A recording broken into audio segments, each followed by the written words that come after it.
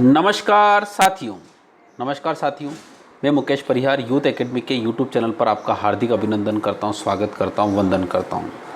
देखिए, बहुत लंबे अरसे के बाद मतलब बीच में एक बड़ा सा गैप हो गया। छोटा सा नहीं, उसको बोलते हैं बड़ा सा गैप हो गया। उस गैप के बाद हम इंग्लिश की क्लास को लेके आए हैं।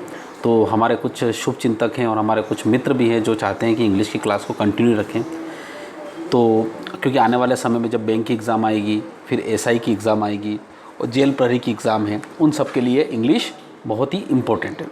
तो इंग्लिश को हम बिल्कुल, हमारी 41 वोकेब की क्लास हो चुकी है, हम 42वीं क्लास के लिए आगे बढ़ रहे हैं। वोकेब बहुत इंपॉर्टेंट है, रोज़ पढ़िए और इसके साथ हम टेस्ट भी लेके आएंगे। चलिए, आपकी वोकेबलरी नंबर जो है 119, 118 वोकेबलरी हम पढ़ चुके हैं। 119 है प्लेबेसाइट। प्लेबेसाइट बहुत ही प्यारा वर्ड है, प्लेबीसाइट जो वर्ड है। तो उस वर्ड के बारे में अगर हम बात करें तो उस वर्ड में जो आपके पास से लिखा हुआ है वो है सबसे important meaning, the direct vote of all the members of an electorate on an important public question such as a change in the constitution. Change in the constitution, constitution का मतलब होता है कि चेंज इन द कॉन्स्टिट्यूशन का मतलब ये होता है कि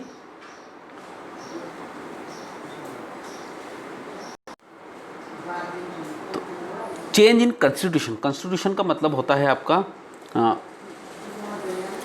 संविधान, जिसको बोलते हैं। जो हमारा संविधान होता है, यानी हमारे देश को चलाने के लिए जो लिखित रूप में जो दस्तावेज है, उसी को हम संविधान बोलते हैं।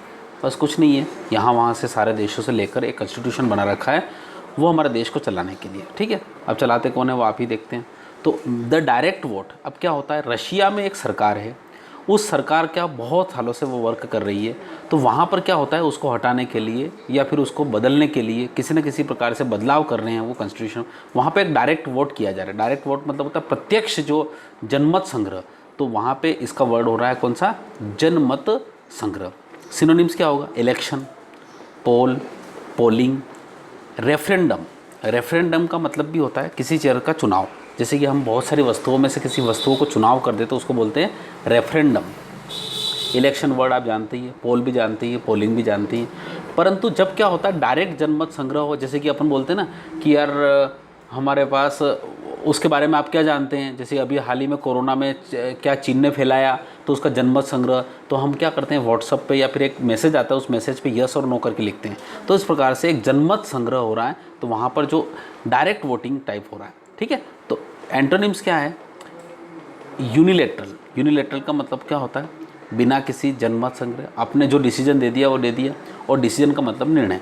तो यहाँ डिसीजन का मतलब होता है जैसे मैंने बोल दिया बस ये होगा तो होगा, पर अगर 50 लोगों से पूछकर अगर निर्णय लिया जाए तो उसको बोलते हैं डिसीजन। तो यहाँ पर क्या हो रहा है, जनमत संग्रह वो होगा जो 50 लोगों से पूछा जाए, और डिसीजन मतलब मैंने निर्णय दे दिया, मतलब एक अकेले व्यक्ति ने अगर निर्णय दे दिया, यूनिलेटरल, तो किसी से नहीं पूछ रहा है, वो एकल। ठीक है, तो इस प्रकार से ये इसके क्या हो गए, एंटोनिम्स। तो यहाँ पर जो यूज़ है इसका बहुत ही अच्छा है। A week long प्लेबेसाइट। प्लेबेसाइट है ना, एक वीक लॉन्ग प्लेबेसाइट का मतलब होता है एक सप्ताह भर का जन्म संग्रह है, सप्ताह भर तक चलेगा। Took place in Russia, Russia में उसने स्थान लिया, यानी रशिया में हैपन हुआ अभी। टू अप्रूव, अप्रूव का मतलब होता है मंजूरी देने के लिए। The constitutional changes for the first time, यानी पहली बार संवैधानिक बदलाव के लिए, संवैधानिक परिवर्तनों के लिए रशिया में एक सप्ताह का जनमत संग्रह हुआ। किसको, वहाँ की जो सरकार है उसको। चलिए, तो इस प्रकार से ये प्लेबिसाइट जो वर्ड है, प्लेबेसाइट, क्या वर्ड, कौन सा वर्ड है, प्लेबेसाइट, ये वर्ड है, ये जो अभी का है बिल्कुल ध्यान। ठीक है, चलिए अब हम चलते हैं अगले वर्ड की तरफ। अगला वर्ड है हमारा बी फिटिंग। बी फिटिंग का मतलब एडजेक्टिव के रूप में यूज़ करेंगे इसका, उपयुक्त। जैसे कि कोई भी किसी चीज़ के लिए उपयुक्त है, जैसे you are be fitting for the job, आप इस जॉब के लिए उपयुक्त हो। सुटेबल, ये फिट शब्द होता है ना, फिट शब्द जो आपने पढ़ा होगा, FIT। ठीक है, फिट शब्द जो होता है FIT, ये फिट शब्द ही आपके लिए इंपॉर्टेंट होता है। इसी से बी फिटिंग बना है आपका, बी फिटिंग ये वर्ड बना। ठीक है, तो बी फिटिंग का मतलब होता है उपयुक्त। सिनोनिम्स की बात करें तो एप्रोप्रिएट उचित होता है, एप्ट का मतलब भी उचित, प्रॉपर का मतलब उपयुक्त, राइट का मतलब सही, you are right person, you are be fitting person, you are suitable person, you are apt person, you are proper person, you are appropriate person for the job. ठीक है, एंटोनिम्स की बात करें इसकी तो इम्प्रॉपर, अनुचित, इनएप्रोप्रिएट अनुचित, अनफिटिंग वही उपयुक्त का अनुपयुक्त। तो इस प्रकार से यहाँ पे यूज़ का इंडिया हैज़ गिवन ए, ये एस नहीं है वो ए है, a befitting response to China on Ladakh. देखिए अभी आपको पता है लद्दाख में चाइना ने क्या किया कि थोड़ा सा अपना कब्जा कर लिया है वहाँ पे। तो क्या किया, इंडिया ने एक बिल्कुल उपयुक्त जवाब दिया है चाइना को। कहाँ पे दिया है, लद्दाख में। PM Narendra Modi said in मन की बात, और पीएम नरेंद्र मोदी ने मन की बात में यह बात कही। ठीक है, तो यहाँ पर क्या हो रहा है, बी फिटिंग वर्ड आपने देखा। अगले वर्ड की तरफ चलते हैं 120 प्रेजुडिशियल, बहुत ही प्यारा वर्ड है, हानिकारक। प्रेजुडिशियल का मतलब क्या होता है, हानिकारक। जैसे कि pesticide is prejudicial for crops, फसलों के लिए वो हानिकारक है। हार्मफुल टू समवन और समथिंग, किसी भी चीज़ के लिए हानिकारक है। ठीक है, सिनोनिम्स लेंगे, डेट्रीमेंटल हानिकारक, डैमेजिंग जो खराब करने वाली, हार्मफुल हानिकारक, डेंजरस खतरनाक, इंजुरियस का मतलब होता है जो बिल्कुल चोट पहुंचाती है, हानिकारक होती है। एंटोनिम्स की बात करें तो इसका होगा बेनिफिशियल जो लाभदायक होती है, हार्मलेस जो मतलब आपको हानि नहीं पहुंचाती, एडवेंटेजियस का मतलब होता है लाभप्रद।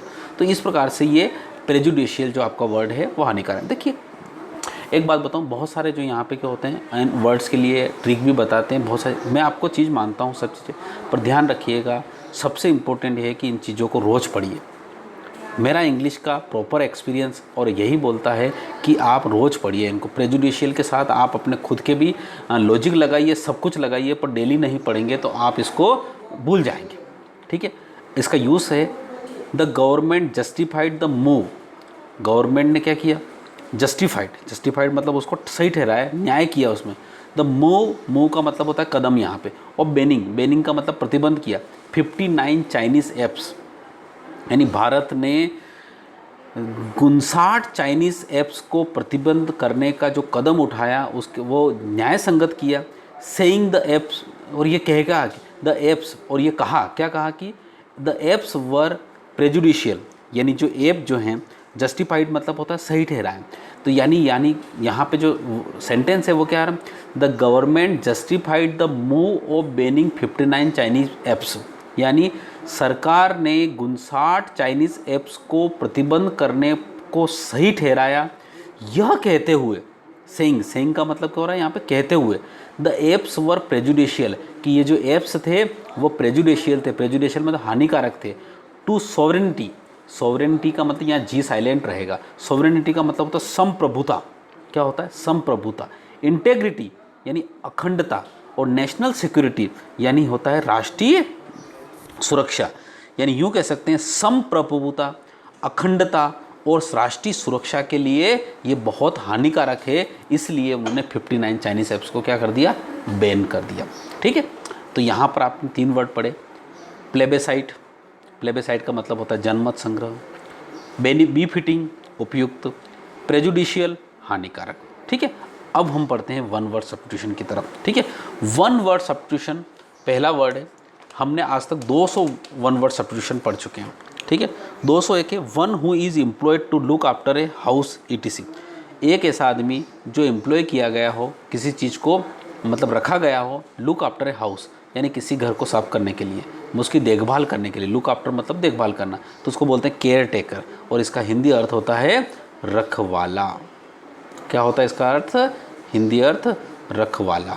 ठीक है, चलिए आगे हम पढ़ते हैं हमारे पास अगले वर्ड की तरफ। Person who owes money to somebody, एक आदमी जो दूसरे आदमी से ओ का मतलब होता है उधार लेता है, तो उसको बोलते हैं डेटर। ये DEB जो साइलेंट रहता है उसको बोलते हैं डेब्टर, नहीं बोलते हैं डेटर। क्या बोलते हैं इसको, डेटर का मतलब होता है देनदार या ऋणी। क्या बोलते हैं इसको, देनदार